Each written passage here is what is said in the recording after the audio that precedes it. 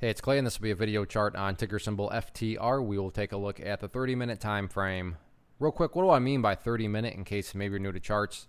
Instead of each one of these candlesticks here representing 1 day's worth of price action, which is what you would normally see, each one represents 30 minutes. So while this here may look like several days worth of time, it's actually just today's price action broken down into 30-minute time slices. I like to this time frame that does a good job of telling the quote-unquote story of the price, and then makes mapping out levels of support and resistance a bit easier to see. I don't mean to state the obvious, but I will anyways. Very nice movement today, not only from a price action perspective, but you look down here at the volume, and by far the biggest volume this chart has had for quite a while. So a lot of eyeballs on this one. So let's map out some levels of support, and then we can talk areas of resistance. First level of support is what I would call the ideal level. When you say, hey Clay, what would make this chart look the absolute strongest going forward? And that would be if the price can stay up here above $6.20. Now, don't get me wrong. If the price falls below $6.20, by no means am I saying the entire chart's ruined or anything like that. But yeah, if the price can manage to actually stay up above that level, that would certainly be a huge sign of power going forward. Taking a step back and looking at things from more so the big picture point of view, that is where the overall level of support comes into play. The purple line there, the famous 50-period simple moving average. Keyword being moving. As time goes by, this line here is going to move itself higher and higher. So a very basic but highly effective way to judge the health of the move.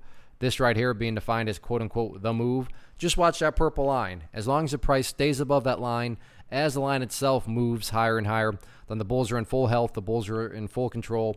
How are you going to best visualize that? No questions asked. Again, sure, big picture-wise, staying above 620 would be great, but as long as the price is above that purple line, then the bulls 100% own the chart. Now, what about levels of resistance? As far as where the sellers are hanging out at, pretty straightforward right now. That seems to be right up there around $6.50. So 650, public enemy number one going into tomorrow. All in all, though, great looking chart, and as long as the price continues to build higher bases like it's been doing over the past few weeks, everything else will take care of itself, including breaking those levels of resistance. So focus on building higher lows and just sit back and let the trend do its thing.